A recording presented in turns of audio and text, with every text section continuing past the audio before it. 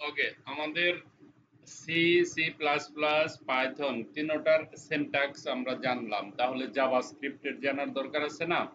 JavaScript দেখেন, C, C plus plus, Python এই তিনটা প্রোগ্রাম যখন আমি রান করছি, আমার কিন্তু HTML এর দরকার ছিল না।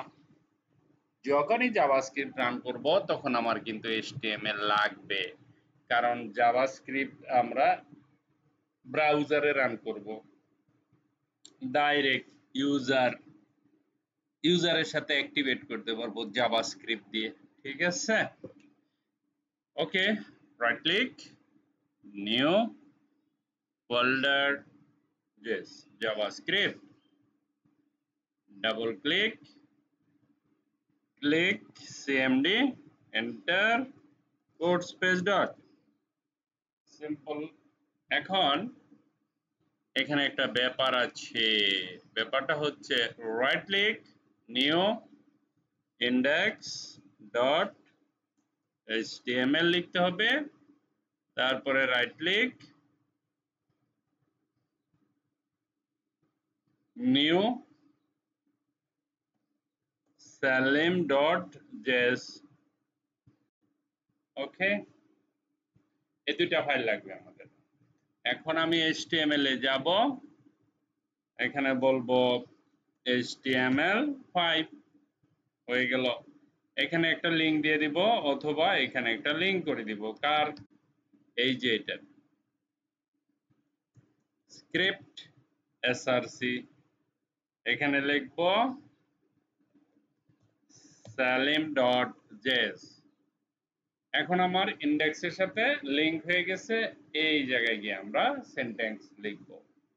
সর্বপ্রথম আমরা যখন variable, how to create variable, আমরা একটা ভেরিয়েবল ক্রিয়েট করতে পারি। খেয়াল রাখেন, মোস্ট ইম্পর্টেন্ট জাভাস্ক্রিপ্টে তিনটা জিনিস, কিওয়ার্ড, ভ্যালুয়েবল কিওয়ার্ড। হ্যাঁ, এটা হচ্ছে লেট, লেট লিখতে হবে, ধরেন আমি লিখলাম x is equal to 10, আর একটা লিখলাম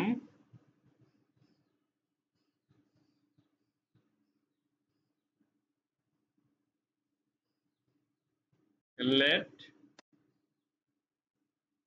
y equal to 20। ওকে, দেন আমরা বলতে পারি let z is equal to x plus y, দেন আমরা বলতে পারি echo, সরি echo কিসের, echo কেন দিব, আমরা আমাদের ফাংশন জানা আছে না, সেখানে আমরা লিখব জাভাস্ক্রিপ্টের ফাংশন, আমরা লিখতে পারি document dot right, document dot right লিখে আমরা এটা ওপেন করতে পারি, অথবা অ্যালার্ট দিতে পারি, অ্যালার্ট জেট।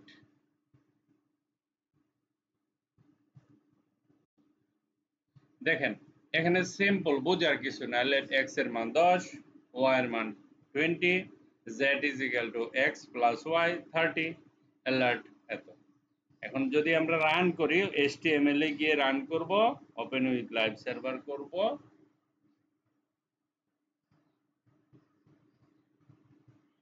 দেখেন একটা মেসেজ আসছে 30। ওকে, এইটাই হচ্ছে জাভাস্ক্রিপ্টের, এই যে আমি ফাইলগুলি বানালাম এইভাবে বানিয়ে কাজ করতে হবে। এটা হলো জাভাস্ক্রিপ্টের syntax. Thank you very much for watching this video. Bye by.